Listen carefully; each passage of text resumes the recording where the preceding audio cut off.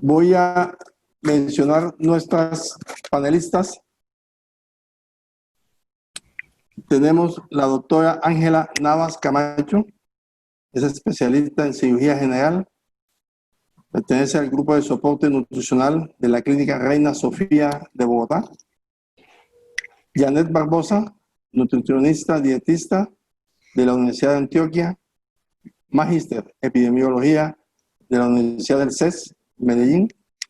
Pertenece al grupo de soporte nutricional de la Clínica Las Américas, donde tiene 26 años de experiencia en el soporte nutricional del paciente crítico y hospitalizado, ahí mismo en la clínica. Ella es miembro de la Asociación Colombiana de Nutrición Clínica, de ASPEN y de ESPEN. Está en Medellín. Entonces, doctora Ángela, por favor. Okay. Muchas gracias, doctor.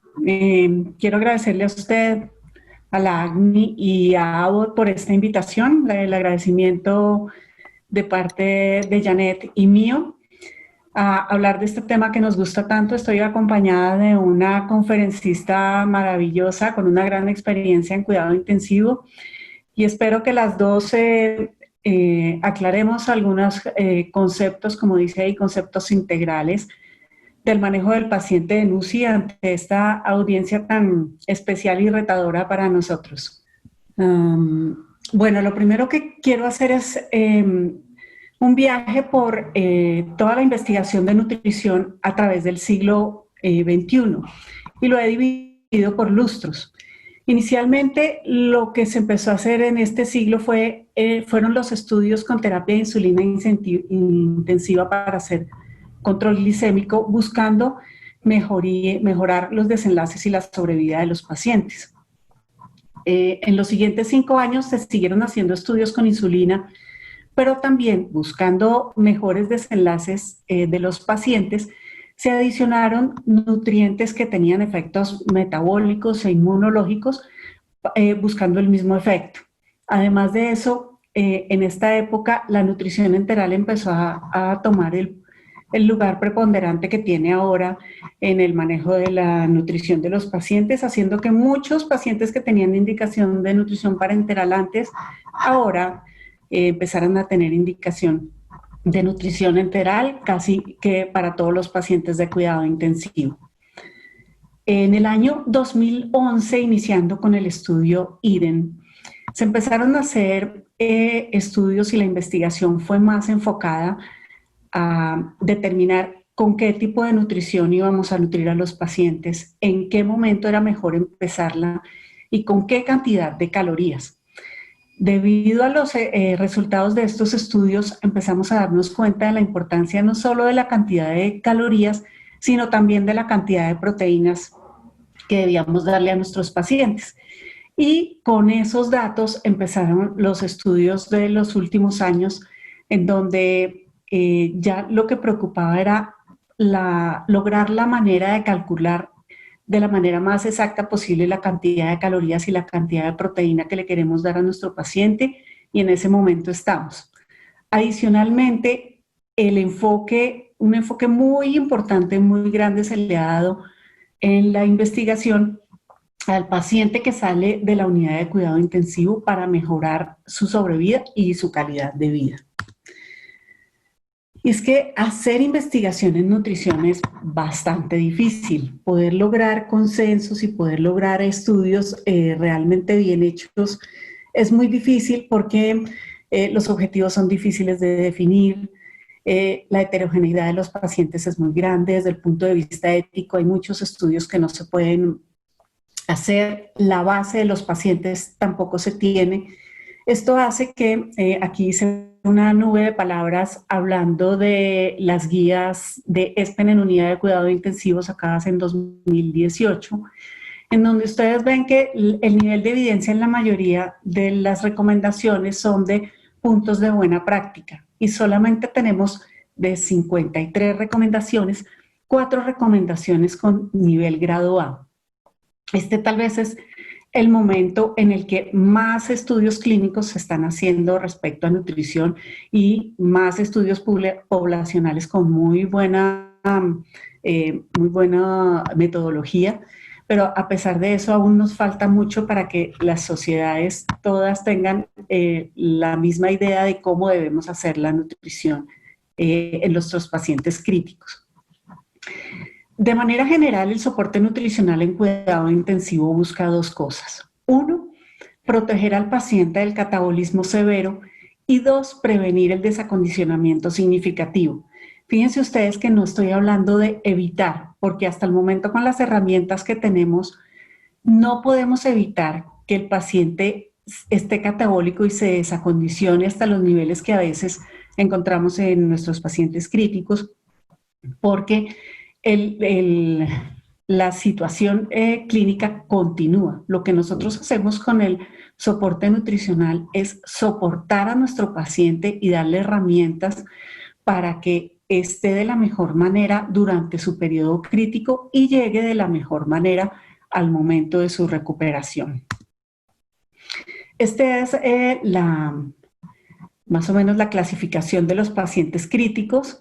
Ustedes saben que hay una fase aguda y una fase tardía. En la fase aguda tenemos una fase aguda temprana que generalmente dura 1 o 2 días y una fase aguda temprana tardía, que se asemeja a la fase ebb y la fase flow que nos había indicado el doctor Cuthbertson. La gran mayoría de nuestros pacientes en cuidado crítico salen en estas dos fases, duran en promedio 3 a 7 días de manejo, de donde salen a su recuperación. Pero un grupo de estos pacientes pasa a ser paciente crítico crónico, que son los que llevan más de 8 días en la unidad. Y un grupo de estos pacientes críticos crónicos llegan a tener el síndrome de catabolismo e inflamación persistente. Estos pacientes, como su nombre lo dice, tienen una inflamación persistente de menor magnitud que la inflamación que se presenta en la fase aguda, pero continúan inflamados y con importante catabolismo muscular. Ellos pueden recuperarse o pueden pasar al manejo posterior en la unidad de cuidado intensivo, y dependiendo del manejo que nosotros le demos en este momento a los pacientes, es que van a tener mejor calidad de vida, funcionalidad, mejorar su masa magra y vencer la sarcopenia y la fragilidad con la rehabilitación. En este momento, los pacientes con enfermedad crítica crónica que salen de la unidad de cuidado intensivo y salen de las hospitalizaciones fallecen en un 50% en los primeros 12 meses después de su estancia en cuidado intensivo. Por eso es muy importante el manejo en esta fase también. En las primeras fases hay catabolismo y posteriormente hay anabolismo que nosotros debemos aprovechar para mejorar las condiciones y la calidad de vida de nuestros pacientes críticos. Bueno, para nosotros poder brindar un soporte nutricional óptimo, necesitamos hacer un screening nutricional del paciente, que lo podemos hacer por el NRS 2002 que nos recomienda ESPEN, o por el Nutri-Score, que también está pues utilizándose mucho en los estudios de investigación hoy en día. Pero después de eso tenemos que hacer una evaluación objetiva del estado nutricional del paciente, que requiere muchas variables para poder nosotros definir cómo está ese estado nutricional y poder brindar un diagnóstico nutricional confiable. Estas variables que se requieren son los antropométricos, que es el peso, la estatura, la composición corporal, los bioquímicos que podemos con la albúmina, la prealbúmina, la transferrina, electrolitos, otros que requerimos a veces para saber cómo está ese paciente desde el punto de vista nutricional y consumos. En cuanto a los clínicos, es cómo esa enfermedad está afectando a ese paciente en el consumo de alimentos, en la utilización o en el transporte de esos nutrientes cuando él los consume. Y en los factores dietéticos es toda la historia de esa alimentación del paciente a través de un tiempo X, que puede ser 2 semanas, o podemos traernos a veces toda la historia del consumo del paciente. Y por último, lo que es el examen físico enfocado a la nutrición, donde detectamos signos de deficiencias por a veces inadecuada ingesta de algunos alimentos de algunos grupos. Como vemos aquí, obtener esta información no es fácil. Desde el inicio, para el peso del paciente, el paciente ya está sobrehidratado, buscar la estatura es ir a medirlo en la cama con cinta métrica o utilizar las ecuaciones con altura de rodilla, que a veces no son tan confiables como cuando tenemos un peso pues en el consultorio. Los bioquímicos sabemos que la albúmina, la prealbúmina, todos estos están alterados por la respuesta inflamatoria. El consumo dietético no nos lo da el paciente mismo en un gran porcentaje de ellos, sino que tenemos que buscar fuentes secundarias que tampoco no son confiables. Y con el examen físico, por el estado de hidratación del paciente, a veces no logramos detectar esos signos de deficiencia nutricionales. Entonces, ESPEN nos ha dado unas herramientas que nos permiten hacer el diagnóstico nutricional. Requerimos una variable del fenotipo y una variable del genotipo para poder decir que el paciente tiene desnutrición. En el fenotipo utilizamos la pérdida de peso, el índice de masa corporal y la masa muscular, pero esa masa muscular debe ser medida por la composición corporal. Dentro del genotipo está la ingesta de alimentos y la respuesta inflamatoria que hace parte de la enfermedad en ese momento.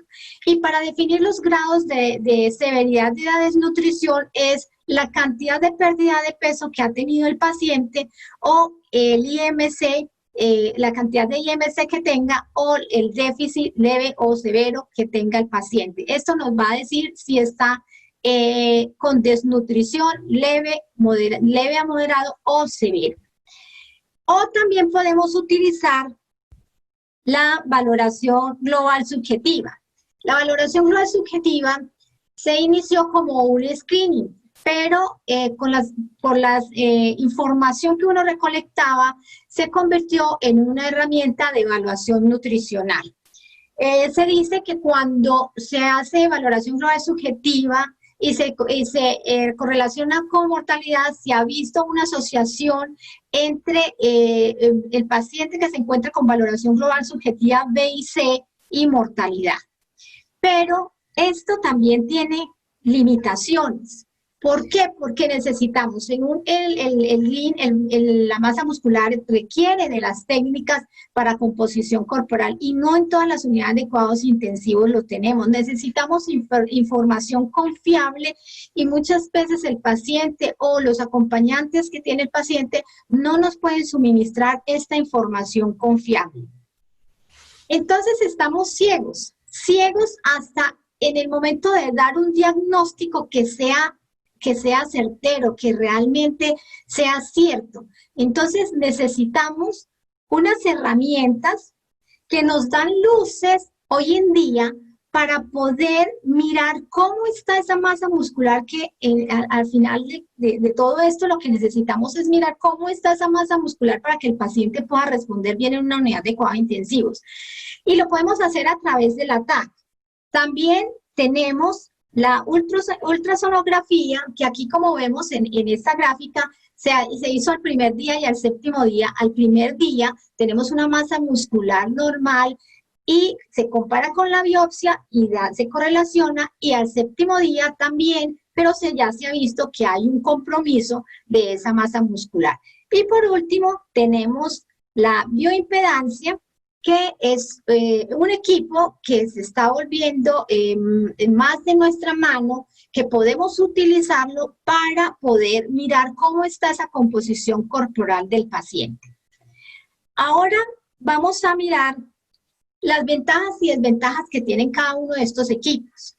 Vemos que la tomografía presenta una dificultad porque hay que trasladar al paciente, hay irradiación, y es muy costoso. Entonces, se debe aprovechar en los momentos que se necesita un TAC, entonces uno aprovecha para mirar la masa muscular. En ultrasonografía, lo que se debe hacer es estandarizar los protocolos para hacer las medidas. Entonces, tiene que ser un personal entrenado. Se pueden hacer diferentes medidas, se puede hacer al pie de la cama. y no es tan costoso ni es peligroso. O sea, hay unos equipos más costosos que otros. Y lo que es la bioimpedancia eléctrica, una de las desventajas que se le ha visto es la influencia del estado de hidratación, pero ya los nuevos equipos están tratando de abolir esta desventaja que tiene. Nos da la fase de ángulo con la cual podemos trabajar, hacer seguimiento, mirar realmente si el paciente está desnutrido o que tiene muy baja masa muscular, y esa es la que nos dice cómo está esa salud celular realmente. Se puede hacer al pie de la cama, varias opciones desde el punto de vista de costos, y lo único es que el paciente que tiene marcapasos no se le debe realizar esta toma.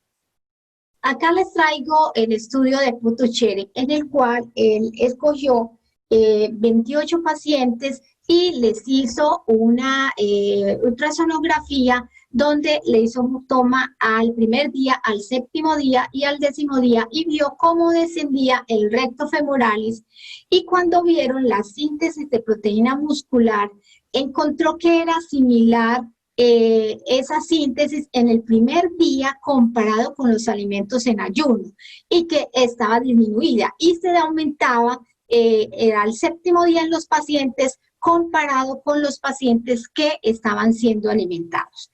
En el siguiente les traigo una correlación que se hace de la bioimpedanciometría con respecto a los días de estancia hospitalaria, con el Nutri-Score y con el SOFA-Score, en el cual encontramos que a una menor fase de ángulo hay mayores días de estancia. Generalmente los pacientes tenían un Nutri-Score alto y un SOFA también alto. Entonces nosotros necesitamos determinar un diagnóstico nutricional confiable que nos permita servir de guía, de llevar, de dirigir todo ese soporte nutricional.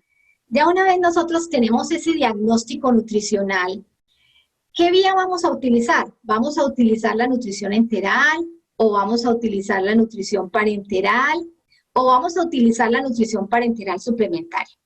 Aquí vamos a hablar más de las áreas de incertidumbre que hay en cada uno de estos vías que vamos a utilizar.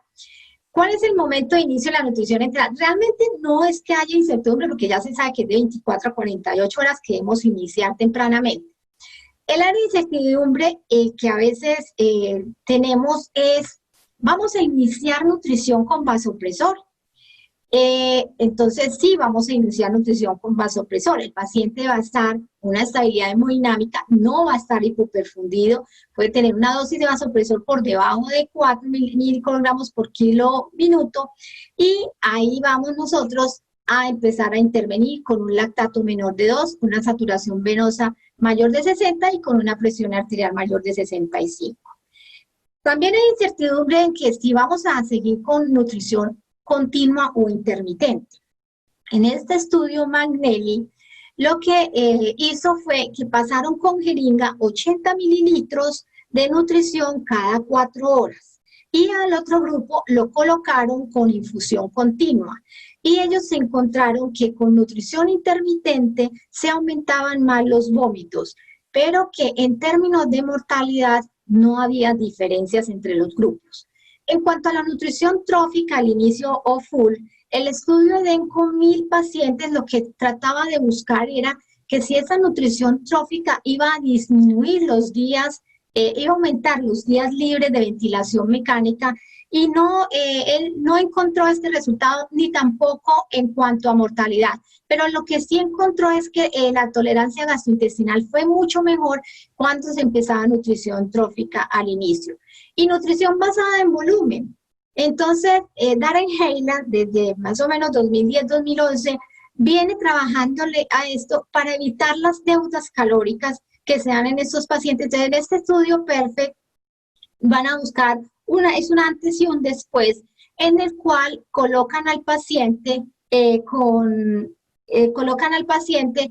nutrición enteral a infusión continua, y lo trabajan es cuando hay deudas, ellos colocan, suman esas horas que no se le dio nutrición, reponen esas horas y le pasan la nutrición al paciente.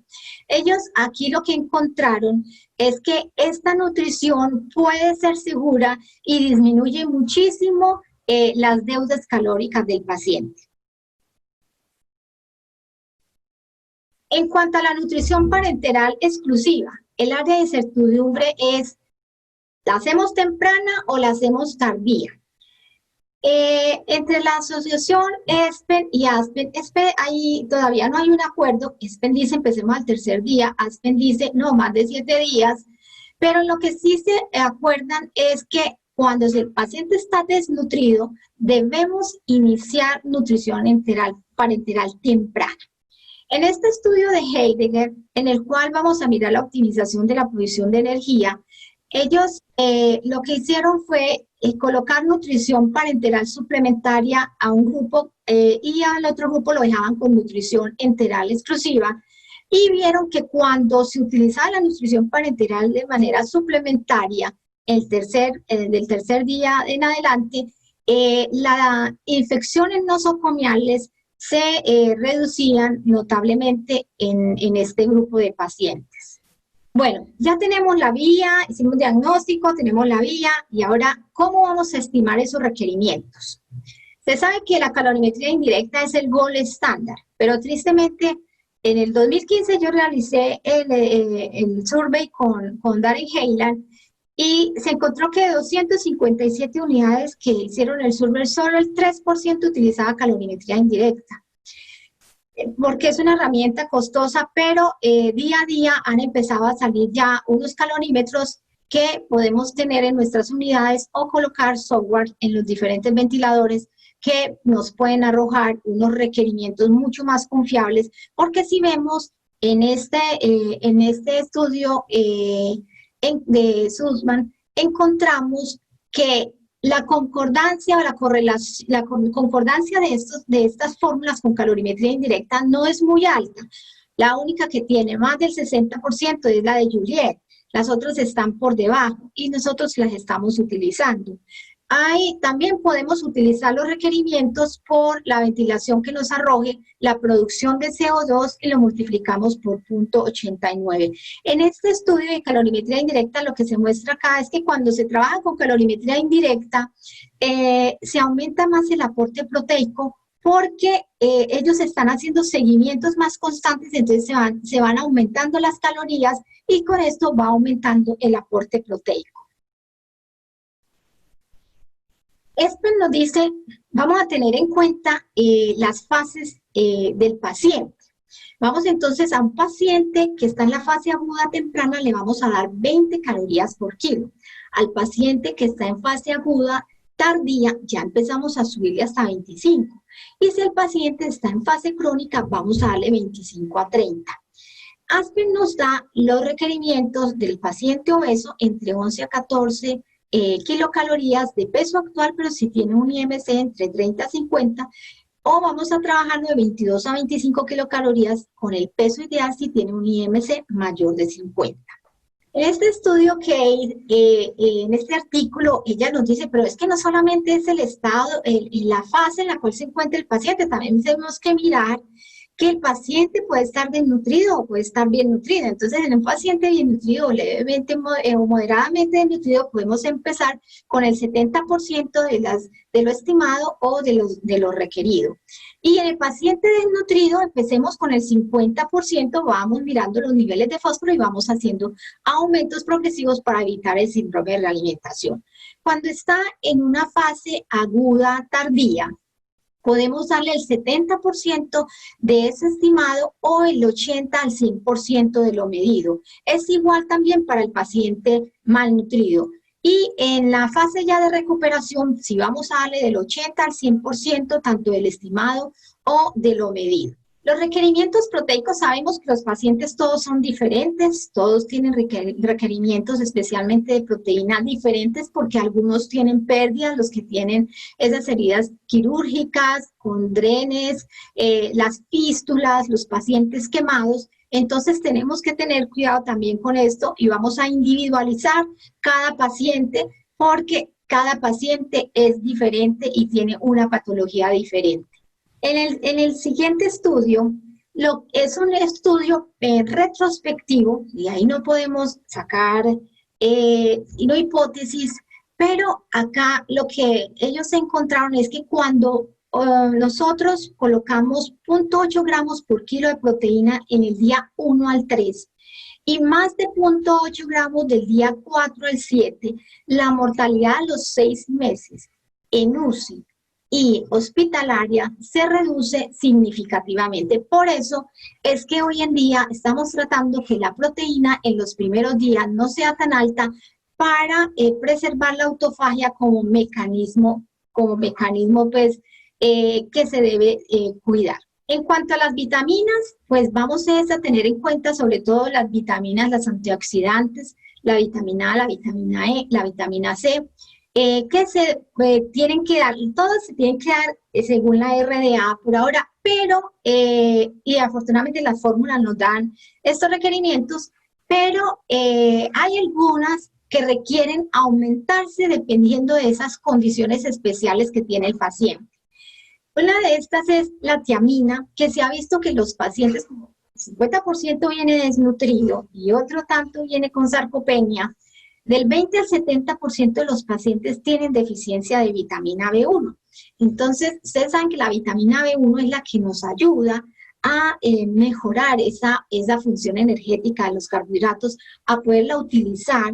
Y necesitamos entonces estar mirando cómo en nuestros protocolos lo incluimos y en el coelismo de nutrición para evitar el síndrome de realimentación y la encefalopatía. En cuanto a la vitamina D, en los pacientes que tienen deficiencia por debajo de 12.5 nanogramos por mililitros, se debe utilizar 500.000 unidades internacionales en una sola dosis. Seguimos con los oligoelementos. En uno de los importantes es el zinc, por estar presente en la función inmunológica. Se pierde mucho cuando hay fístulas y hay diarreas, entonces hay que estar vigilantes que sí le estemos dando unos aportes mayores al RDA. En cuanto al selenio, pues también hay unas condiciones en las cuales la podemos utilizar, pero en Colombia no tenemos nosotros selenio para utilizar. En cuanto a los inmunomoduladores, no me detengo mucho en esto, ya se ha estudiado mucho. Tenemos que la glutamina, según las recomendaciones tanto de ASPEN como ESPEN, se debe utilizar en nutrición parenteral de 0.3 a 0.5 gramos por kilo por día. No se debe utilizar en falla hepática ni en enfermedad renal sin diálisis, no en sepsis. Igualmente la arginina, en trauma, en pacientes de cabeza y cuello. En esos pacientes podemos utilizarlo. Ahora están haciendo estudios en sepsis para ver si se puede empezar a utilizar. Y la dosis pues de 17 a 24.8 gramos por kilo por día. Y los ácidos grasos omega 3, su importancia radica en la respuesta antiinflamatoria que ejerce y debe ser una relación omega 6, omega 3 aproximadamente 2,1 a 4,1. El hidroximetilbutirato es uno de los nutrientes que en los últimos tiempos hemos venido analizando en el ámbito hospitalario como metabolito de la leucina, porque sus efectos anabólicos ayuda a la síntesis de proteína muscular, disminuyendo la degradación de proteína a través de un aumento de la fosforilación del mTOR. Previene la aparición de la sarcopenia y reduce la fatiga muscular inducida por el ejercicio en nuestros pacientes que un gran porcentaje tienen sarcopenia o hacen sarcopenia en las unidades de cuidados intensivos. La dosis estudiada es de 3 gramos por día. Las fórmulas generalmente nos dan estos aportes. Les traigo dos casitos de la vida real de nuestra unidad de cuidados intensivos, en los cuales tenemos un caso de un paciente con un choque séptico por mediastinitis, de que requirió vasopresor al ingreso, pero ya estaba en descenso en el momento que se evaluó. El diagnóstico nutricional fue desnutrición aguda severa, era un posoperatorio, ya había salido para habitación y luego volvió después de ese posoperatorio. El paciente estaba bajo de peso, sus signos vitales estaban estables, tenía un índice de oxigenación aceptable para su edad y con una leve alteración de la función renal. Sus requerimientos fueron por Feinstein 2003, es un paciente ventilado, entonces en este paciente empezamos con 15 mililitros hora y hicimos un aumento a las 6 horas a 30 mililitros y observamos que al día 2 estaba con el 51%, y al día 3 teníamos el 88% de los requerimientos, que era aproximadamente 23.6 kilocalorías por kilo. Tuvimos un déficit en el día sexto, se suspendió la nutrición y luego volvimos y llevamos hasta el 92% de esto. El segundo caso es un paciente un poco diferente. Este paciente es de los que sale de cirugía de cabeza y cuello con un CA escamocelular, maxilectomía y hemimandibulectomía, con un diagnóstico de sobrepeso. Él venía en recuperación nutricional en el último mes y encontramos los signos vitales estaban estables, no tenía ventilación mecánica y los requerimientos se hicieron por Mifflin St. John. En este caso nosotros aumentamos más rápido la nutrición enteral y llevamos al tercer día al 92% de los requerimientos. ¿Por qué? Porque son casos diferentes, no todos los casos son iguales.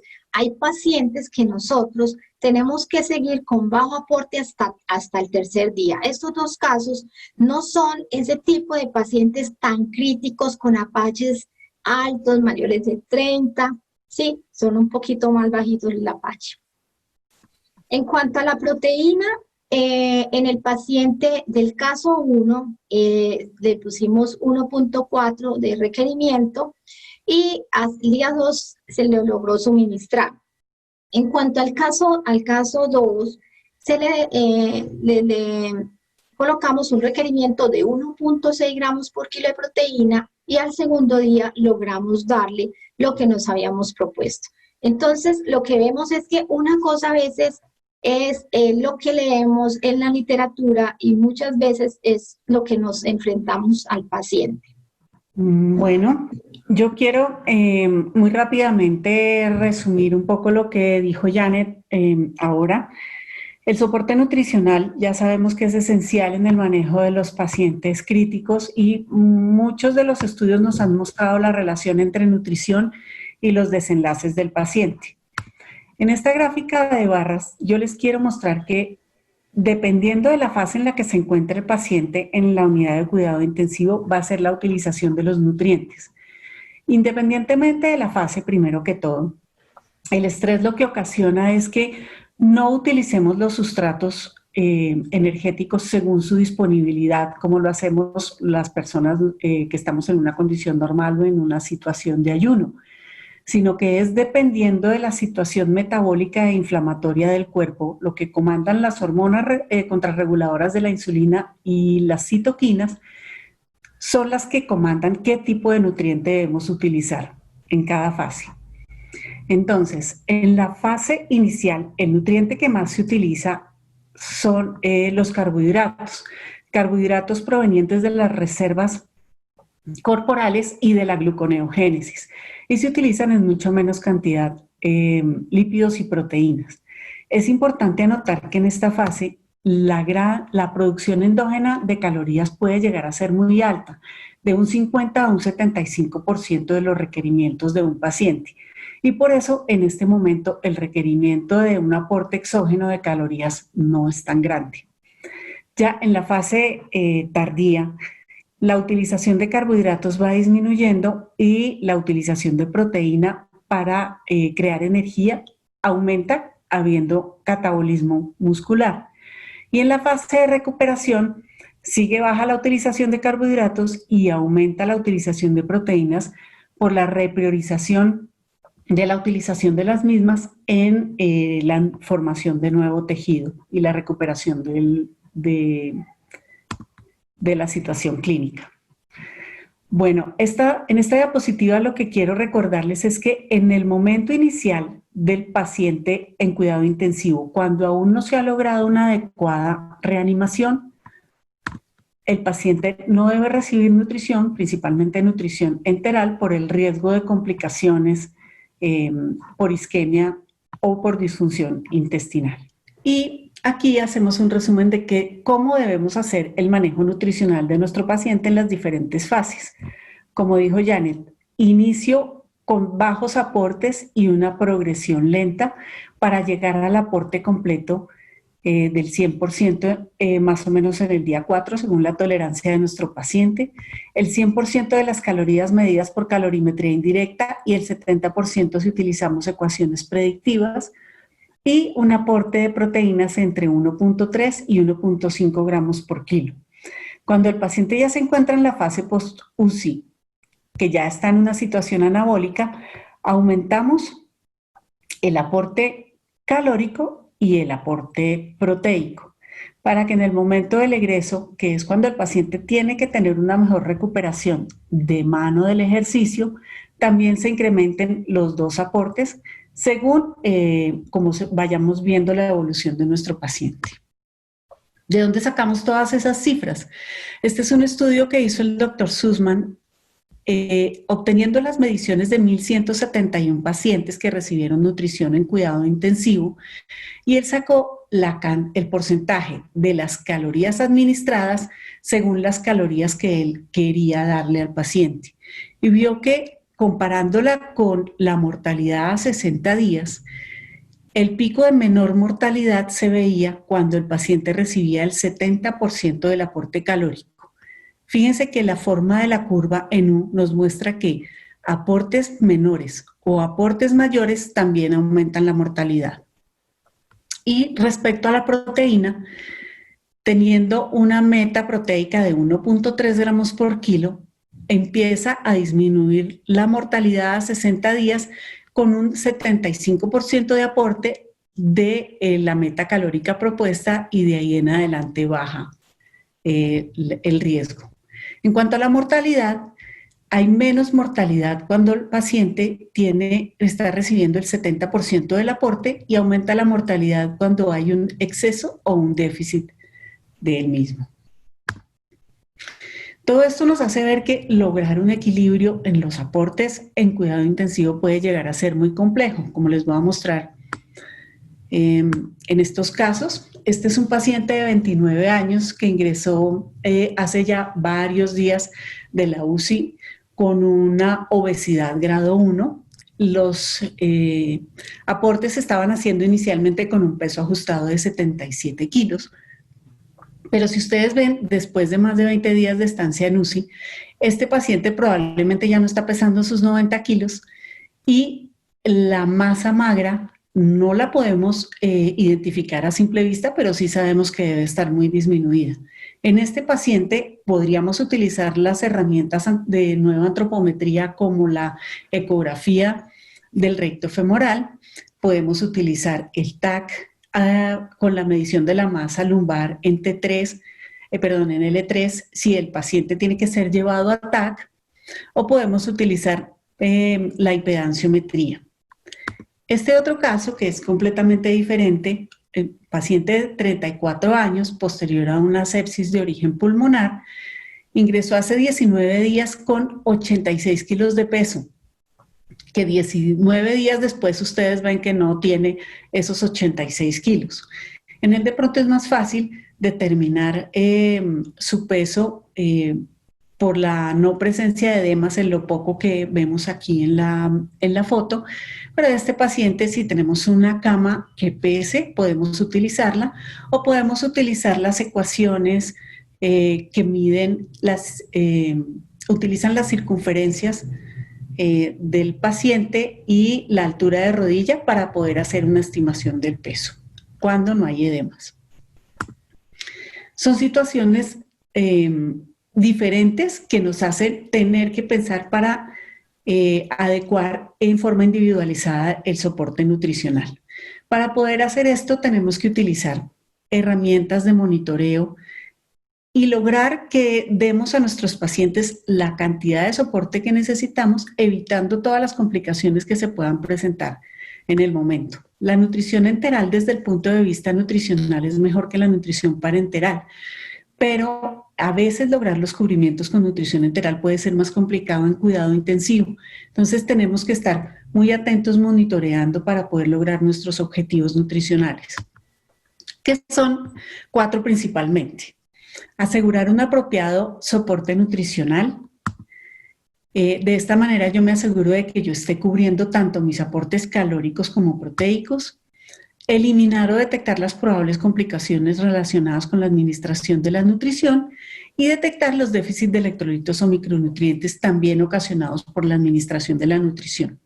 Es muy difícil hablar de todas estas situaciones en este tiempo. Decidí tomar estos 4 elementos importantes en el monitoreo para hacer un equilibrado soporte nutricional. Entonces, hablando del exceso y el déficit de los aportes, tanto el exceso como el déficit producen malos desenlaces en los pacientes críticos. Alteran, aumentan la mortalidad, las infecciones, el tiempo de ventilación mecánica y la estancia en UCI y en hospitalización general. Hablando específicamente del exceso de aportes, además de eso, ocasionan mayores cifras de glicemia, hay hiperglicemia que también deteriora la sobrevida del paciente, tiene malos pronósticos y puede ocasionar hígado graso. Quiero nombrarles una parte importante cuando nosotros queremos evaluar el exceso de los aportes y es la detección de las calorías no nutricionales que estamos dando a nuestros pacientes. En unidad de cuidado intensivo las usamos de 2 maneras. Las podemos obtener de 2 maneras, con las infusiones de dextrosal 5, que sean utilizadas en la infusión de medicamentos, o con la infusión de propofol para sedación de los pacientes. De pronto la dextrosal 5 tiene tal vez más problemas de sobrecarga hídrica que de calorías. En 1 litro hay 170 kilocalorías que pueden llegar a ser importantes si un paciente está con exceso de calorías. Pero las más importantes son las calorías obtenidas del propofol. Cuando se utilizan, como este viene en un medio lipídico que nos da 1.1 kilocalorías por centímetro, al usar un goteo de 20 mililitros hora, podemos llegar a darle al paciente 1/3 parte de su requerimiento calórico. En este estudio, ellos encontraron que en la mayoría de los pacientes, en el promedio, se daba un exceso del 6% del aporte calórico a estos pacientes, pero algunos con goteos altos de propofol llegaban a tener hasta el 25% de más de exceso de calorías. Ya hablando del déficit calórico, que es lo que nosotros conocemos como deuda calórica, es importante, sobre todo desde la primera semana de la unidad de cuidado intensivo, vigilar que esta deuda no supere las 4.000 kilocalorías. La idea no es evitar a toda costa la deuda calórica, pero sí que esta sea en su mínima expresión, hasta un 25% de lo que nosotros estamos esperando, porque a partir de las 4.000 calorías el paciente puede empezar a presentar complicaciones. Menos de 8.000 kilocalorías estamos en un nivel crítico y si mi paciente tiene menos de 10.000 calorías de déficit, muy probablemente ya tiene complicaciones importantes y altera sus desenlaces. La deuda calórica se puede producir en los pacientes de cuidado intensivo por 2 razones. Una, por la severidad de la enfermedad que nos hace que no podamos iniciar a tiempo el soporte nutricional, no podamos progresarlo o tengamos que suspenderlo. Esto lo podemos solucionar teniendo unos protocolos claros de manejo nutricional. Pero a veces la deuda es ocasionada por una mala atención nutricional. No iniciamos el soporte cuando debe ser, no estamos atentos a las complicaciones para evitar las deudas y eso se soluciona básicamente con gestión de los grupos de soporte. Les tengo este caso de un paciente de la vida real, como dice Janet. Es un paciente que al día 12 de su estancia en cuidado intensivo ya se encontraba anabólico, recibiendo muy buenos aportes calóricos y proteicos y con una deuda negativa. En el día 13 se extuba, ese día no recibe casi aportes, se le retira la sonda de alimentación y durante los 3 siguientes días recibe menos del 30% de sus aportes tanto de calorías como de proteínas. Viendo esto, en el día 4, porque su deuda calórica se aumentó en una proporción bastante elevada, se decide recolocar la sonda nasogástrica y volver a iniciar la nutrición enteral. Aquí se progresa lentamente hasta que el paciente tolera y ya la deuda empieza a disminuir. A partir del día 19, el paciente igual sigue comiendo, sigue recibiendo aportes por vía oral y se controla con un control de ingesta. Cuando por el control de ingesta el paciente reciba el 70% de sus calorías, se decide retirar la sonda y continuar el manejo por vía oral, con o sin suplementación nutricional, dependiendo de lo que nos diga el control de ingesta. Otra cosa que les quiero hablar es de la disfunción intestinal. La disfunción es bastante común en los pacientes de cuidado intensivo, más o menos un 40% de los pacientes pueden llegar a tenerla, y lo importante es que influye en los desenlaces de estos pacientes. Se asocia a complicaciones nutricionales y a complicaciones infecciosas. Muchos de los problemas que tenemos con la disfunción intestinal es la falta de unificación de las definiciones, la severidad, y esto hace que no sea tomada con la seriedad que se debe en los pacientes de cuidado intensivo.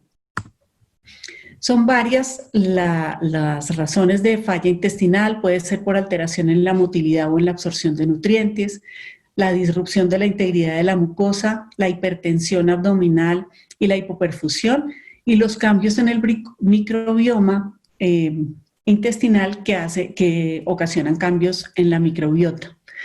Hay muchos factores asociados a esta disfunción intestinal que están en la gran mayoría de los pacientes que nosotros vemos en el cuidado intensivo.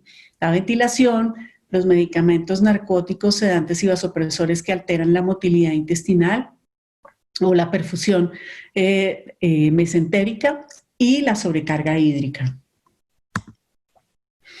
Aquí en este cuadro vemos que hay unos mecanismos asociados a la falla intestinal que pueden ser causa o pueden ser efecto de la enfermedad que tiene el paciente. Estos van a tener unos efectos clínicos y estos efectos clínicos pueden llegar a ser condiciones que amenazan la vida de los pacientes, como sangrado, perforación e isquemia intestinal, el síndrome compartimental o el síndrome de Ogilvy, que van a afectar los desenlaces clínicos del paciente y obviamente va a ocasionar interrupciones de la nutrición enteral. Para poder manejar la disfunción intestinal es importante tener protocolos y estar atentos a la aparición de los problemas que se pueden solucionar y continuar la nutrición enteral. Entonces, podemos hacer el monitoreo de la tolerancia por medio de signos clínicos. Generalmente medimos el dolor abdominal o la distensión, podemos hacer radiografías o ecografía de la cámara gástrica o medición del residuo gástrico que tiene muchas personas en pro y muchísimas en contra de su medición, pero aún no nos hemos puesto de acuerdo al respecto. Para el control de la regurgitación del reflujo gastroesofágico utilizamos la elevación de la cabecera de la cama de 30 a 45 grados, que en la unidad de cuidado intensivo se usa tanto en pacientes con nutrición enteral como en los que no la tienen para prevenir la aparición de neumonías por aspiración. El problema de la elevación de la cabecera es la aparición de úlceras de presión en la región sacra, sobre todo en pacientes con índice de masa corporal muy elevado. La infusión continua de la nutrición también en caso de que el paciente haya estado con infusión en bolos y tenga regurgitación o reflujo. El uso de prokinéticos, los que más se utilizan son la eritromicina y la metoclopramida. Se sugiere utilizarlas juntas. Si no funcionan, quitarlas prontamente porque si no están logrando si no son eficaces inicialmente, puede ser mayor el riesgo de complicaciones, sobre todo las complicaciones de arritmias, porque las dos prolongan el QT de los pacientes. Y por último, la nutrición postpilórica que se puede utilizar en pacientes con antecedentes de reflujo gastroesofágico severo o que muestren reflujo durante la estancia en UCI, o en aquellos que no hayan tenido tolerancia a la nutrición gástrica a pesar de utilizar todas estas medidas para que lo logren. Una parte importante de la disfunción intestinal que me parece interesante manejarla en forma individual es la presencia de diarrea en UCI, que también es muy frecuente su aparición. La definición de la Organización Mundial de la Salud es que la diarrea es la presencia de 3 o más deposiciones al día. La Asociación de Cuidado Intensivo Europea nos pide que para hacer el diagnóstico utilicemos estos tres elementos, no solamente la frecuencia, sino también el peso o el volumen de las deposiciones y la consistencia, medida con la escala de Bristol con puntaje de 5 a 7. Para los que no conocen la escala de Bristol, me parece que es una escala muy buena porque nos permite hacer objetivo la percepción que tenemos todos del tipo de deposición de nuestro paciente y si es diarrea o no. Muchas veces ante la subjetividad no nos ponemos de acuerdo de qué se trata y pues puede ser una muy buena charla al momento de estarse tomando el cafecito en el break del turno de cuidado intensivo.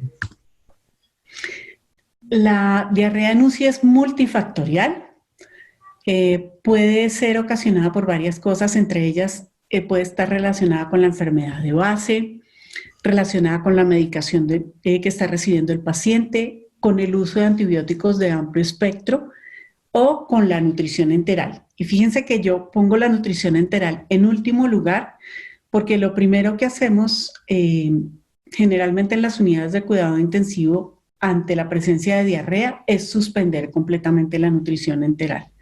Entonces yo les hago una propuesta de un flujograma de manejo para ver la diarrea de una manera más estructurada. Primero que todo es verificar el diagnóstico. Según los elementos de diagnóstico que les mostré antes, saber si sí es diarrea o no. Y yo agregaría que se presenten esas características en más de un día, porque a veces los pacientes de cuidado intensivo pueden tener deposiciones líquidas un día y mejorar al día siguiente. Una vez se verifique el diagnóstico, entonces miramos si podemos mejorar la patología, la diarrea ocasionada por una patología primaria, por ejemplo, con enzimas pancreáticas o con colestiramina. Luego revisar la medicación que le estamos dando al paciente y suspender laxantes o prokinéticos y revisar los medicamentos que reciba por sonda que pueden tener una osmolaridad muy alta, sobre todo los medicamentos en forma de jarabe. Y también los pacientes que están recibiendo antibióticos de amplio espectro, que son muchos de los pacientes de cuidado intensivo, tienen un riesgo importante de adquirir Clostridium difficile con o sin colitis. Entonces, hacer coproscópicos y descartar el Clostridium según el protocolo de cada institución. Y habiendo descartado todo esto, ya podemos pensar en la nutrición. Podemos revisar la osmolaridad de la fórmula que estamos utilizando o el contenido de grasa, porque a veces pacientes de adultos mayores pueden tener intolerancia a las grasas por mala absorción. Entonces, revisar esas dos cosas y considerar el cambio de la fórmula.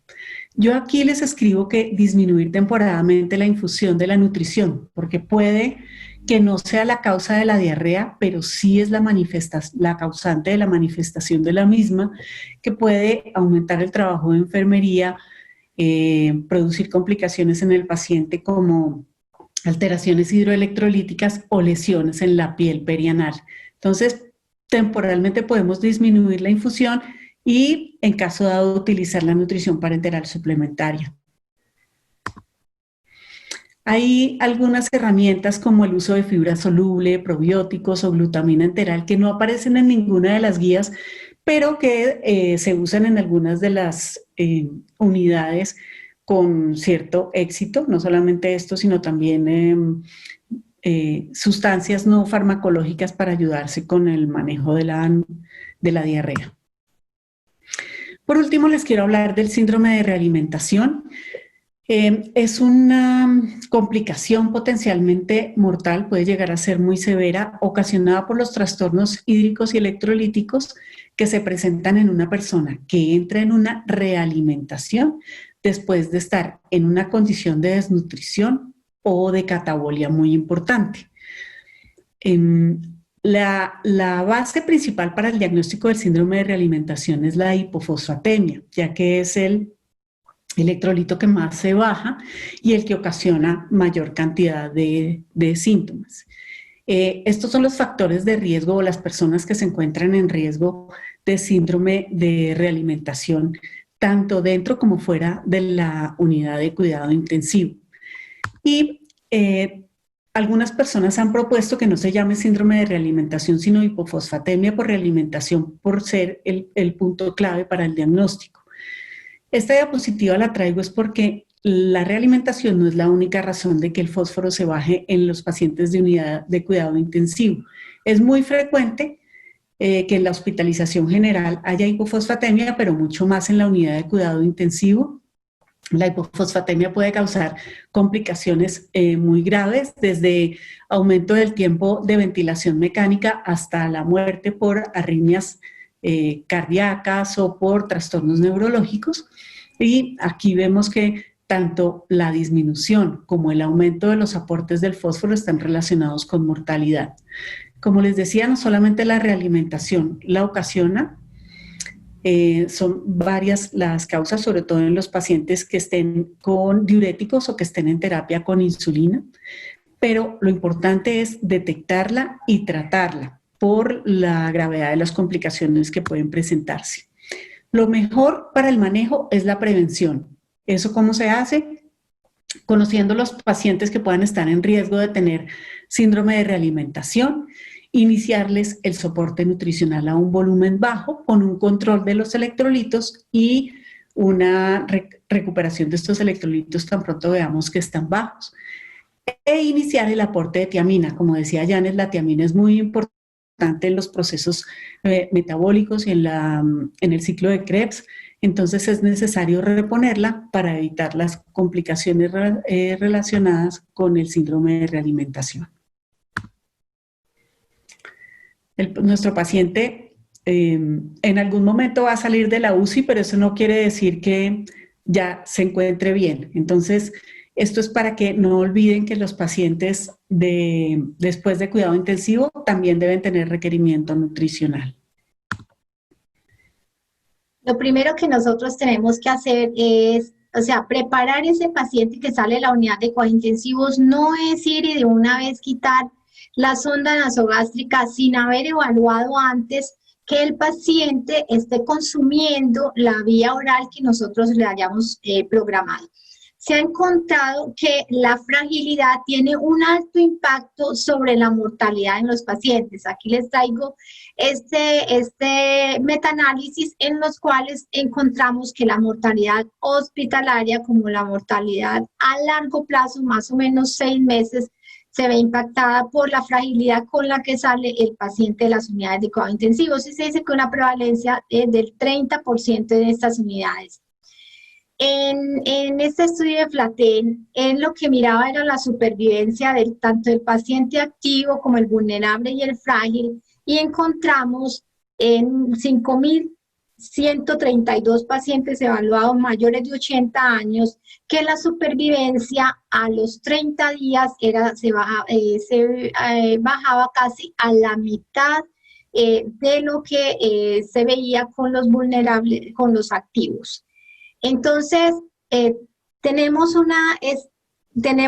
que nosotros evaluar ese paciente antes de nosotros decidir si le vamos a quitar ese soporte nutricional.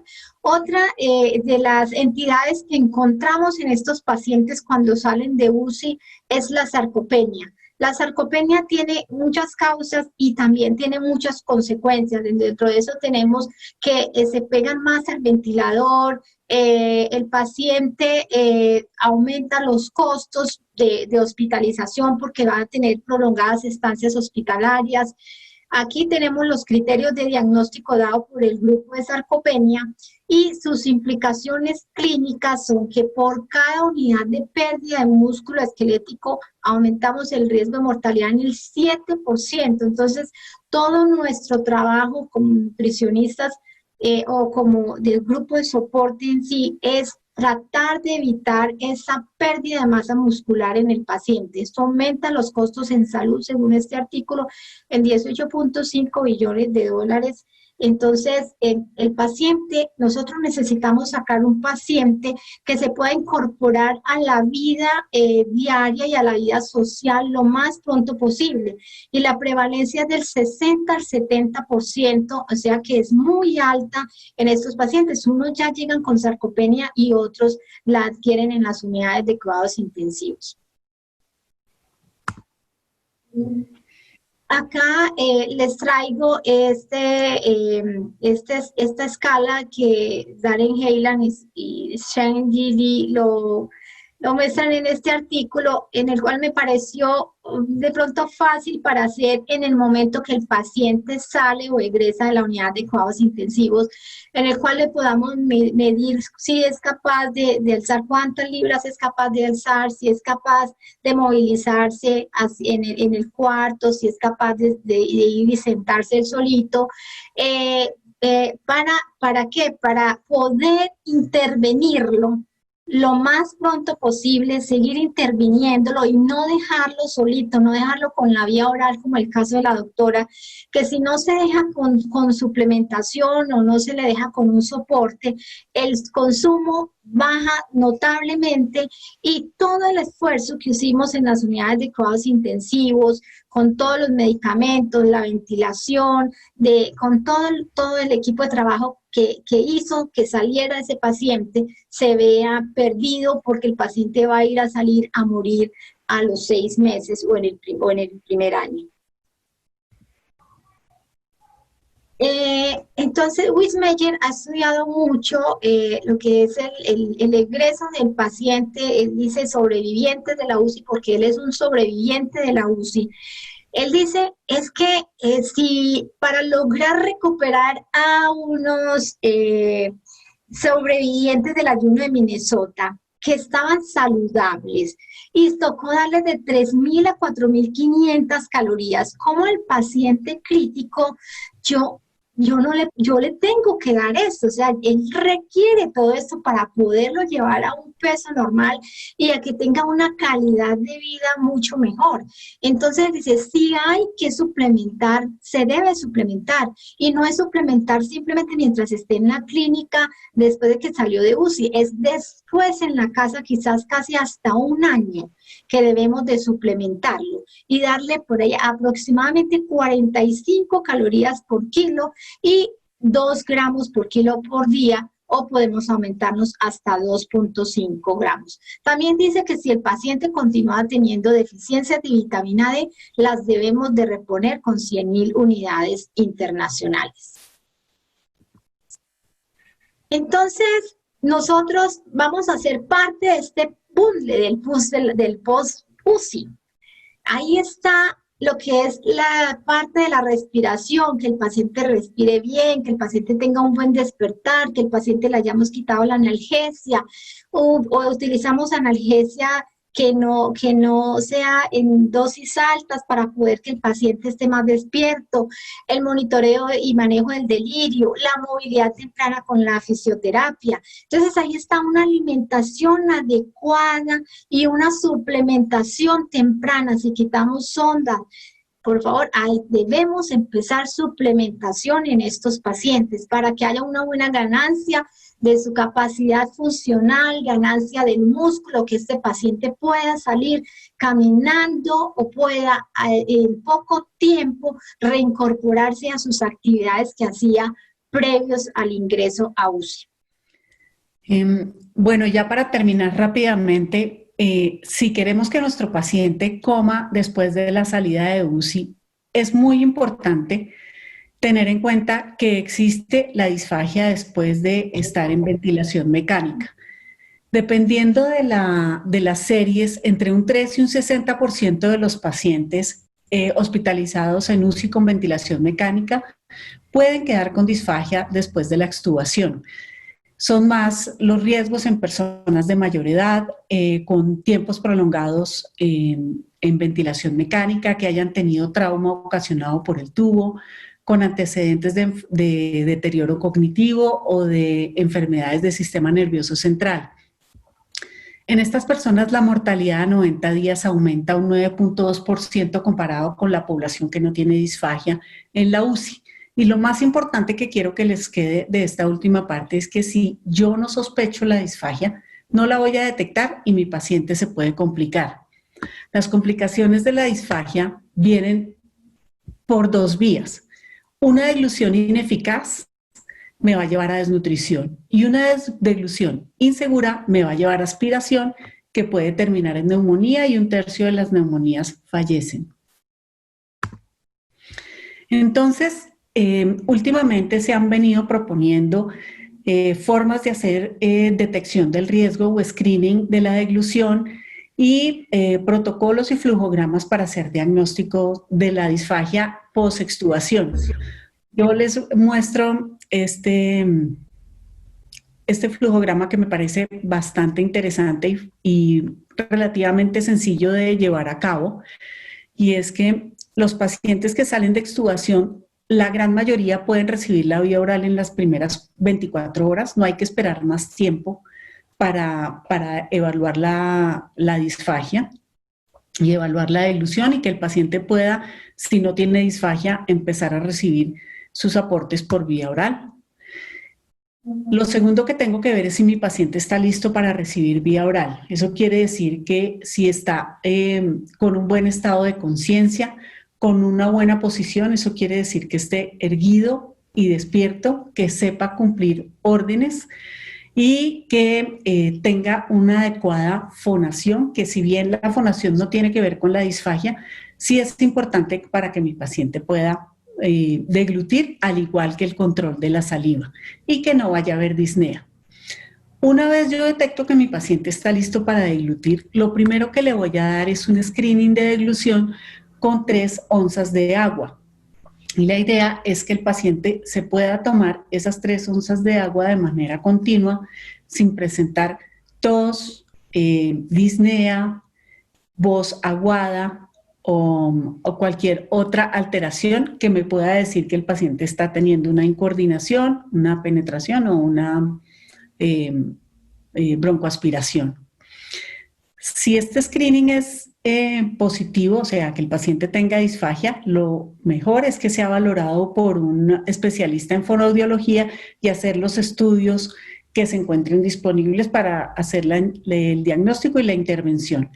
Y si el test es negativo para disfagia, empezar la dieta. Se sugiere empezar las dietas con modificación de textura en consistencia con pota y continuar un estudio y manejo de fonoaudiología en caso de que el paciente tenga problemas de deglución o de masticación como parte de la recuperación post-UCI.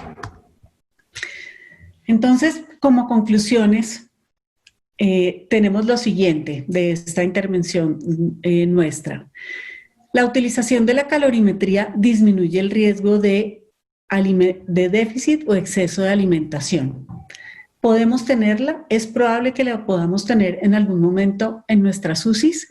Si no podemos tenerla, es mejor, si podemos contar con la medición del volumen de CO2, utilizar esta ecuación, y por último las ecuaciones predictivas para hacer la determinación de los aportes calóricos del paciente. El inicio lento y progresivo de la tolerancia es importante y hay que tener protocolos de progresión de los aportes nutricionales en cuidado intensivo. Detectar la fragilidad y la sarcopenia del paciente crítico disminuye los resultados adversos y es importante que pensemos en la vida de los pacientes después de la UCI. Janet, lee la siguiente, por favor. Un plan de egresos con suplementación oral debe ser instaurado para mejorar la calidad de vida del paciente. Doctora, no veo en la partecita de abajo. ¿La lee usted?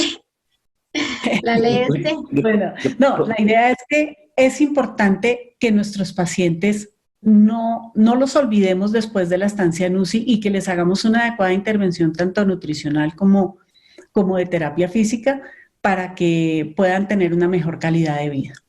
Bueno, muchísimas gracias para ustedes. Muchas gracias a todos, todas. Ok, muchas gracias, doctora, por sus excelentes conferencias. Abarcaron lo que es todo lo del paciente crítico. Vamos ahora a las preguntas. Ahí yo creo que tenemos como 10, 15 minutos para preguntas. De Alicia Baez, pregunta, ¿cuál es su experiencia según de cuáles son los puntos críticos para el monitoreo de la terapia nutricional y cómo evalúan y monitorean un paciente con COVID si no se puede entrar al cubículo? ¿Aló? Sí, Doctora. No me... bueno. Realmente todo depende el protocolo de la institución. Hay instituciones en donde las unidades de cuidado intensivo son lo suficientemente grandes para que el personal de soporte nutricional o la nutricionista clínica ingrese a la unidad del paciente o a la unidad COVID y pueda hacer una valoración teniendo en cuenta todos los elementos de protección para su medición. ¿Qué hacemos nosotros en nuestra institución? El ingreso a la unidad COVID es restringido solamente para el personal que trabaja allá. Entonces, desde hace 3 meses nosotros el grupo de soporte no ingresa a la unidad de cuidado intensivo, pero nos apoyamos con enfermería. Si el paciente tiene la opción de pararse y poder tomar el peso y la talla, nos apoyamos con los datos de la historia clínica de urgencias para conocer peso y talla iniciales o hacemos una llamada a los familiares más cercanos para que nos puedan dar los datos no solamente de la antropometría, sino también de la condición nutricional de los pacientes previa de la ingesta que estaban recibiendo y si ha habido pérdida de peso reciente. Sí, yo quiero aportar algo. Sí, exactamente, en la clínica también estamos haciendo es apoyándonos en el personal que entra a la habitación del paciente y las llamadas telefónicas. No es, digamos, lo más confiable, pero se sabe que todos los pacientes pues, que traen COVID, que están en una unidad de cuidados intensivos, a esos pacientes no se les hace screening nutricional, esos pacientes ya entran por su respuesta inflamatoria, entran con un diagnóstico etiológico de desnutrición por respuesta inflamatoria aumentada.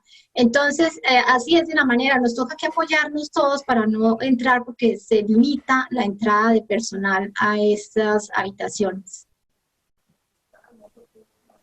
Ok. Bueno, de Juanita Calle, pregunta, ¿cuál es la tamización que recomienda con mayor sensibilidad NRS 2002 o Nutri-Score? Bueno, yo digo que son 2 herramientas diferentes. El Nutri-Score el Nutri-Score es simplemente beneficio del paciente para el soporte nutricional. El Nutri-Score no está tomando ninguna variable nutricional. Entonces, es lo que dice, este paciente tiene un Apache bajito, tiene un SOFA bajito, con seguridad que no se va a beneficiar de un soporte nutricional porque va a salir muy rápido de nuestra UCI y va a poder de pronto salir rápido de la institución hospitalaria. Mientras que el NRS sí está midiendo variables que son el peso, el IMC, el consumo. Esto tiene una sensibilidad y una especificidad alta del NRS junto con otros tienen una muy buena especificidad, por encima del 80%. Ok. De parte de Hernando Hernández, pregunta, ¿qué objetivo tendría realizar el tamizaje en UCI? No se debería... No, el tamizaje en UCI lo hablé porque lo recomiendan las diferentes asociaciones, pero realmente uno lo que tiene que entrar es a evaluar el paciente. Y nosotros, vamos, nos estamos ayudando es por esos pacientes con ese Nutri-Score. Ese Nutri-Score que nos dice, este paciente está grave, este paciente se nos va a quedar en la UCI bastante tiempo, ese paciente es que hay que intervenirlo, no dejando a un lado los pacientes de vía oral, porque el paciente de vía oral, sabemos que un paciente que ingresa a hospitalización tiene más del 50%, o sea, más del 50% está desnutrido. Entonces, esos pacientes tenemos que mirarlos, tenemos también que vigilar su alimentación para poder si entramos a intervenirlos. Pero esa es una parte, venía la segunda. Que no se deberían considerar a todos los pacientes en riesgo nutricional y realizar valoración nutricional completa a todos los pacientes críticos. Bueno, esa es la continuación de lo que... Ok. Juanita Calle, pregunta. Ah, no, ya, perdón. Natasia Echeverría Vélez, pregunta. ¿El aporte de proteína lo hacían con ayuda de módulos o se hacen con ayuda de módulos o solo con fórmula nutricional? No. Nosotros siempre hemos utilizado, llevamos aproximadamente 20 años utilizando módulos proteicos en los pacientes críticos. Las fórmulas, eso que hoy en día las fórmulas tienen un alto aporte proteico, pero aún así no logramos nosotros darle el 1.5, 1.7 gramos por kilo de proteína en algunos pacientes. Entonces empezamos a modular y siempre se modula a los pacientes.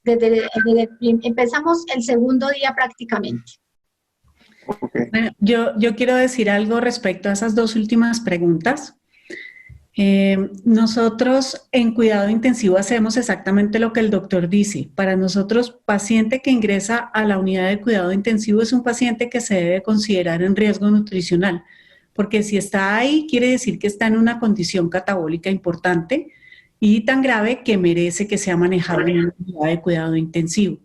Entonces, a todos los manejamos como si fuera a ser un paciente de riesgo, sea que no vaya a tener ventilación mecánica y reciba dieta o dieta más suplemento, o sea un paciente que va a necesitar nutrición artificial. Ok. Hernando Hernández pregunta, ¿los pacientes críticos con sepsis, shock o falla orgánica múltiple se debe usar rutinariamente vitamina C y diamina?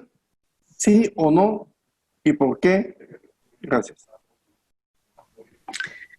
Bueno, la vitamina C es uno de esos nutrientes que está ahora en boom en la investigación. Todos conocemos todas las ventajas y todas las funciones que tiene la vitamina C en el metabolismo y como antioxidante. Hasta el momento se habían hecho estudios con poblaciones muy pequeñas y no se había tenido una indicación absolutamente clara como para ser confirmada su uso en las guías. Y lo que sé es que estaban esperando el resultado de un estudio que estaba llevando Alpha Fowler, que creo que salió el año pasado, en donde el uso de vitamina C para ese tipo de pacientes no muestra ningún beneficio. Obviamente los estudios siguen, solamente es un estudio muy bien llevado metodológicamente, pero no hay más estudios por ahora. Con todo lo que representa la vitamina C, seguramente vamos a seguir teniendo estudios para evaluar su utilidad. Con la tiamina los pacientes tienen una deficiencia muy importante de tiamina en la unidad de cuidado intensivo. Recuerden que su déficit aparece muy rápidamente. Entonces, muchas veces pacientes que tengan una acidosis metabólica de difícil manejo, probablemente es déficit de tiamina. Entonces, es muy difícil medir la tiamina o realmente no existe la manera de hacer una medición rápida y barata de la tiamina sérica, pero el poner tiamina, hacer la administración de tiamina enteral o parenteral no produce ningún daño a la persona que tenga la tiamina normal y sí sirve como el método de saber si el paciente se encuentra con déficit de tiamina porque se van a corregir todos los problemas que presente.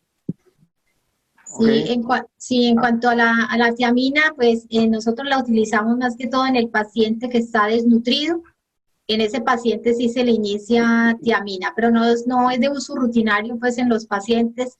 Pero realmente mirando, pues haciendo ese análisis de la literatura, uno ve que los pacientes son muy deficientes y muy posiblemente también no hay un buen aprovechamiento de todos los nutrientes que nosotros le damos porque hay un déficit de esta vitamina. Bueno, Natasia Echeverría Vélez pregunta, ¿las calorías aportadas por el propofol se deben tener en cuenta en la formulación de la terapia nutricional o parenteral, ¿verdad? Sí, señor. Sí, como vieron, la cantidad puede llegar a ser muy grande, generalmente entre 200 y 450 calorías, dependiendo del goteo al que esté el propofol. Y la idea es restar esas calorías que estamos dando, que son calorías no proteicas, al aporte que estamos dando de nutrición tanto enteral como parenteral. Y no solamente eso, sino estar controlando el nivel de triglicéridos de los pacientes cada 4 o 5 días, no sé, doctora Agamenón. Y es importante restarlas, por ejemplo, en la nutrición parenteral, disminuir el aporte lipídico de los pacientes, y en la nutrición enteral se disminuye el goteo completo de la fórmula nutricional y se adiciona el módulo proteico para suplir la cantidad de proteína que no estamos dando con la fórmula nutricional. Y el monitoreo sería con las bilirrubinas y la falla hepática. Los triglicéridos. Triglicéridos, todo eso. Los triglicéridos se aumentan. Mire, Claro. sí tenemos que tener mucho cuidado con el propofol. Él nos suministra muchísimas calorías. Yo me acuerdo de un paciente que teníamos con propofol hace muchos años. Propofol, Dianeal, y tocaba ponerle nutrición parenteral. Fue horrible calcular esa nutrición parenteral porque no sabía uno ni qué colocarle. Tocaba nomás aminoácidos, porque por un lado tenía el Dianeal que le aportaba como 400 calorías, por el otro lado tenía el propofol con otras 300 calorías, el paciente requería 1100 calorías, pero tenía que darle proteína por otro lado. Era muy difícil, pues entonces esas calorías se tienen que contabilizar porque si no, sobrealimentamos al paciente. Claro. Es muy fácil, ustedes pueden ingresar a Google y ponen calorías propofol y aparece un medidor de calorías según los centímetros cúbicos que ustedes le están pasando al paciente. Sí, John Jairo Díaz Camacho pregunta, ¿cómo debe ser la forma más adecuada de realizar una suplementación en un paciente sobreviviente a la estancia en UCI? Bueno, el paciente primero tenemos que evaluar, antes de quitar sonda tenemos nosotros que evaluar la disfagia, si el paciente quedó con disfagia o no.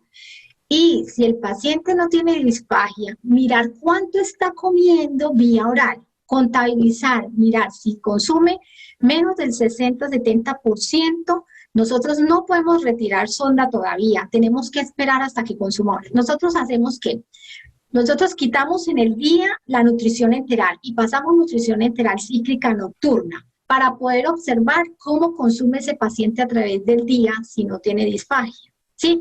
Luego, ya entonces, si vemos que el paciente está comiendo, entonces empezamos a mirar su consumo y si se requiere, hay que suplementarlo. Lo ideal sería entonces fórmulas un poco más concentradas porque tanta cantidad de comida no va a ser capaz de consumirla. Entonces necesitamos unas fórmulas que sean altas en proteína y altas en calorías para poder hacer esa suplementación con ellos.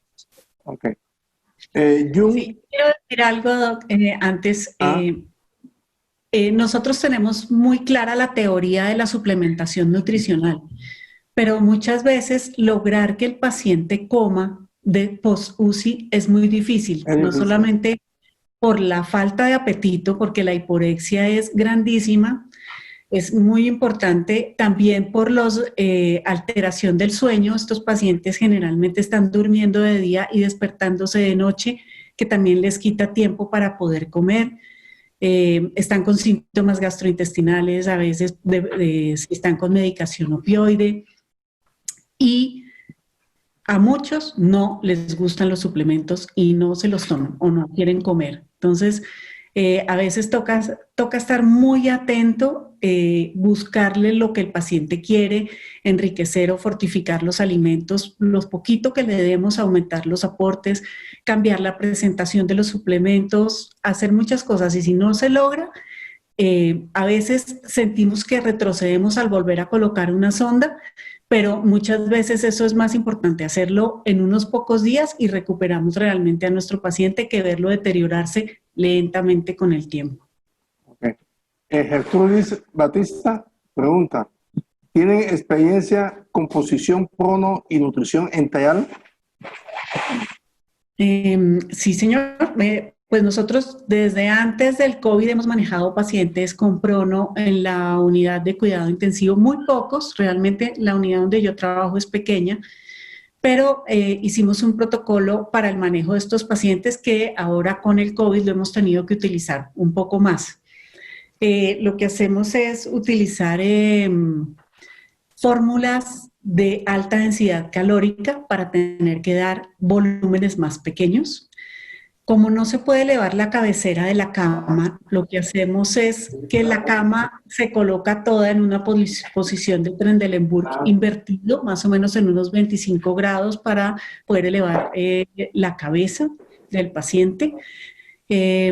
Inicialmente utilizábamos prokinéticos, pero en los pacientes COVID, cuando se empezó a utilizar la hidroxicloroquina, preferimos no utilizarlos para no tener problemas de arritmias. Y también inicialmente medíamos residuo gástrico, que dejamos de medirlo. Muchas veces con la progresión del volumen, el paciente hacía intolerancia. Entonces, cuando hay intolerancia al aumentar el aporte, decidimos dejar el volumen bajo y utilizar nutrición parenteral suplementaria. Ángela, ¿qué llama volumen bajo? Es decir, porque hay que explicarle a la gente de que a cuánto le ponemos la infusión continua, porque se debe continuar la nutrición integral. Ah, sí, sí. Nosotros usamos a 20 mililitros. A 20. A 20, Sí, sí. ¿cierto? Ok. Empezamos a 20 y subimos de 20 en 20, pues depende del protocolo que Depende tenga de la institución. Correcto. Y nosotros empezamos generalmente de 10 a 15 y vamos subiendo también 10 mililitros por hora con esos pacientes. Pero a veces sí toca que colocarles, nosotros no hemos tenido mucho paciente con prono, se ha aumentado un poco en los últimos años y la tolerancia ha sido mucho mejor también en este tipo de pacientes. Es que el SDRA se maneja con prono y como estamos en el paciente de COVID, pues también se utiliza el prono más temprano todavía que el SDRA. Sí. Pero hay unas recomendaciones que sacó ahora la Federación Panamericana de Cuidado Intensivo en estos pacientes por su sedación y porque están sedados totalmente y relajados. Claro. Ya sí le usan, se recomienda los cinéticos. No, los procinéticos para evitar la intolerancia de que la nutrición integral falle. ¿Ya? Y lo digo, el componente, si no se lleva el 60%, como ustedes saben, se inicia la nutrición suplementaria para integral. Pero bueno, ok. Luis Marino Cañas Giraldo pregunta, ¿no es mejor que todos los pacientes exhumados, dice aquí, exhumados, sean evaluados, debe ser extubado, sean evaluados por fonoaudiología antes de iniciar la vía oral? En la clínica se tiene el protocolo de fonoaudiología en aquellos pacientes que tuvieron ventilación mecánica prolongada, ¿sí? En la gran mayoría de pacientes, o pacientes neurológicos o con alto riesgo de broncoaspiración después de extubación. Pero sí debe ser un protocolo. Debe ser un protocolo en cada unidad de cuidados intensivos. Sí. Lady Cabarcas pregunta, interesante la charla. A veces no es tan fácil calcular el peso en los pacientes debido a que en cuidado intensivo la mayoría de veces estos pacientes no se pueden pesar. ¿Qué recomendaciones le pudieran tener en cuenta para estos pacientes? Gracias. Es una dificultad grande que mantiene uno en el día a día en la unidad de cuidados intensivos. Ahora hay unos zapaticos que se le colocan a las camas que me pareció pues fenomenal, que estamos pues en este momento a ver si los compramos y que ya hay unas unidades que lo están usando.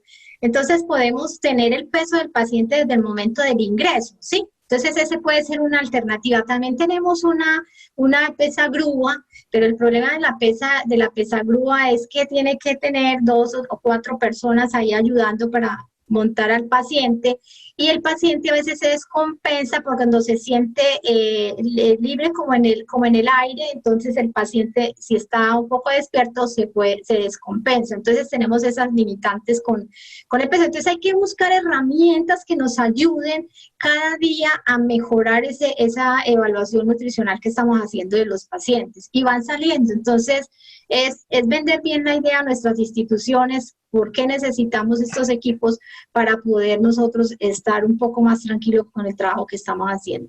Okay.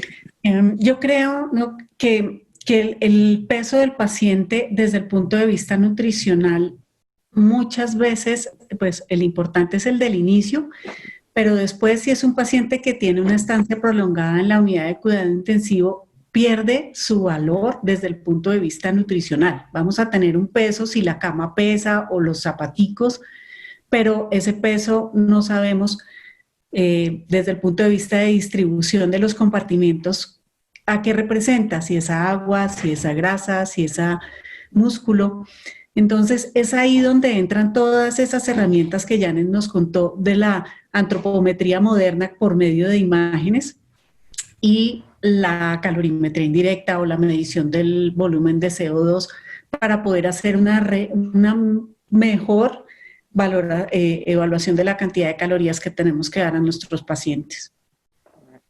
Isabel Bonilla pregunta, buenas noches, para lograr el objetivo de aportes de proteína en pacientes obesos, ¿es necesario usar módulos de proteína? ¿Y los aportes lo calculamos con el peso ideal o peso ajustado? Los aportes de proteína se utilizan con peso ideal en el paciente obeso. Al lograr esos aportes de 2 gramos por kilo día o 2.5, no es fácil. Nos toca que colocar a veces hasta 60 gramos de módulo proteico, que nos está dando alrededor de 55 gramos de proteína. Entonces, hay que modularlo. Definitivamente, para poder nosotros lograr esos aportes, no lo podemos dejar de modular. Bueno, Linda Quintero, una prima mía, ¿eh? Para el manejo de los pacientes críticos, ¿tienen en cuenta los nutrientes inmunomoduladores?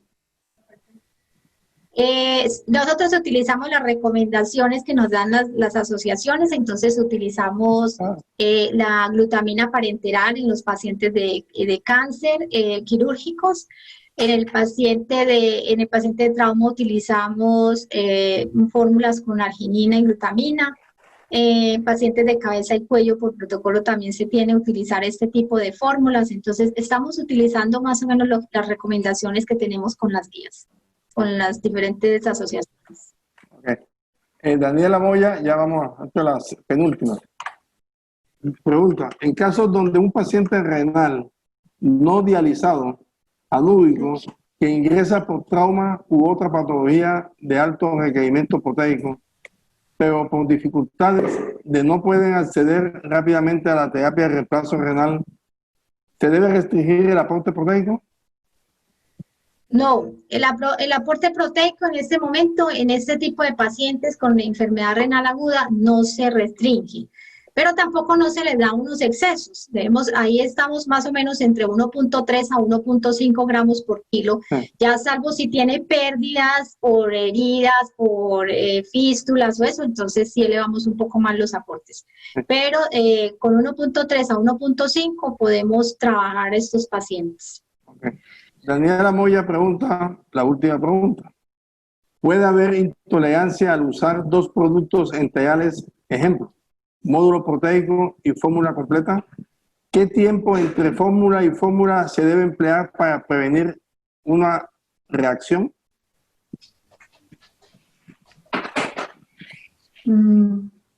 Pues, ¿cómo hacemos nosotros normalmente? No creo que vaya a haber una interacción nutriente-nutriente, porque los módulos generalmente están hechos de las mismas proteínas que tienen las fórmulas enterales. Nosotros generalmente en cuidado intensivo tenemos la nutrición enteral a goteo continuo y el módulo se administra en 1 o 2 bolos en el día, dependiendo del volumen. que se pasa lentamente en unos 15 minutos. Se suspende el paso de la nutrición, se pasa el bolo y se reinicia la nutrición. No veo razón para suspender la nutrición o tener un tiempo entre administración de la nutrición, de la fórmula enteral y el paso del bolo. No, la experiencia de nosotros de tantos años utilizando módulos proteicos, no le voy a decir que no haya pacientes que no toleran. Sí hay pacientes que no toleran cuando nos pueden decir, dice, me ponen el módulo y siento que el estómago se me revuelca, pero no son muchos los pacientes. Entonces cambiamos a tipo de proteína y toleran un poco mejor. Entonces, la tolerancia es buena. Lo que hay que tratar es mirar cómo está diluido ese módulo, qué tipo de proteína le estamos suministrando, si es caseína o si es proteína whey, ¿sí? Entonces, eso es lo que hay que mirar. Ok. Bueno, gracias a doctora Ángela Janet por la conferencia. Excelente. Gracias. Muy clara y muy concisa. Esta conferencia la pueden ver los oyentes por la página de la AMSI, en la sección de webinar, ahí va a estar colgada, por si quieren repasarla, porque hay que estudiar bastante nutrición. Sí. Gracias a la AMSI, bueno, gracias a Abbott por su espacio. Muy amable. Gracias a ustedes también por invitarnos. Ok. Gracias, doctor. Gracias a todos, buenas noches. Feliz noche. Bueno.